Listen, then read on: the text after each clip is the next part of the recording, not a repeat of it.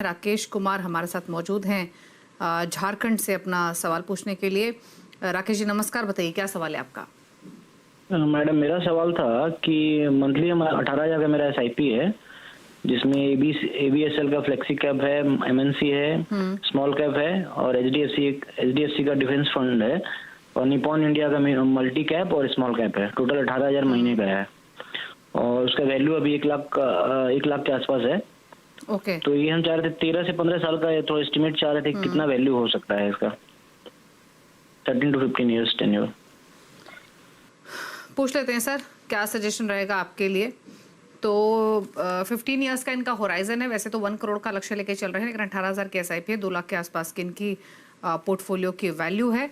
Plus जो ये गोल लेके चल रहे हैं 1 करोड़ का तो है ही। फंड्स अगर हम दिखाएं इनके तो Nippon India multi cap, HDFC defence fund, Nippon India small cap, ये फंड्स इन्होंने लिए हुए हैं। साथ ही Aditya Birla small cap, Aditya Birla flexi cap और आदित्य बिरला एमएनसी है। 1500 से लेकर 5,000 की एसआईपी इनकी हर महीने जा रही है इन सभी शेयर्स में, इन सभी फंड्स में। क्या सजेशन रहेगा इनके इस पोर्टफोलियो पर और इनके गोल पर?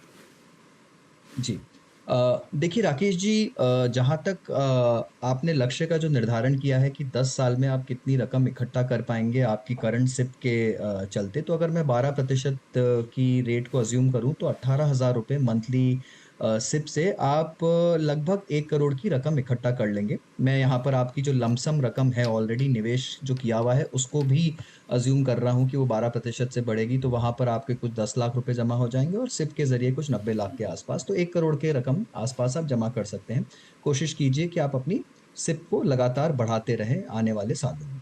जहाँ तक आपके पोर्टफोलियो का सवाल है, राकेश जी, मुझे लगता है कि आपने थोड़ा ज़्यादा 2 एमसीज में कॉन्सेंट्रेशन कर लिया है, एबीएसएल और निपॉन।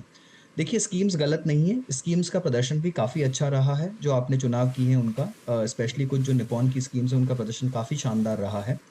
बट मुझे लगता है कि आपने इन 2 एमसीज में थोड़ा ज़्यादा कंसंट्रेशन कर लिया है। कोशिश करिए कि जब आप नई सिप करें या नया फंड अपने पोर्टफोलियो में नए फंड का शुमार करें, तो कुछ दूसरी एमसी लीजिए, कुछ दूसरा थीम भी लीजिए।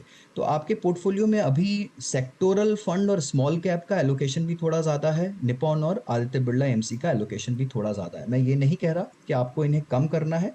जब आप दूसरा नया एलोकेशन डालेंगे या नई सिप बढ़ाएंगे तो दूसरे थीम को अपने पोर्टफोलियो में इकट्ठा करिए और दूसरे एएमसी को लीजिए। तो आप एक लार्ज कैप फंड को अपने पोर्टफोलियो में डालिए।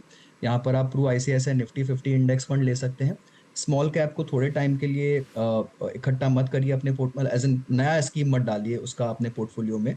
और जहाँ तक हो सकता है लार्ज कैप, फ्लेक्सी कैप, इसे आप अपने पोर्टफोलियो में बढ़ाइए, तो आपका पोर्टफोलियो थोड़ा सा और बैलेंस्ड हो जाएगा।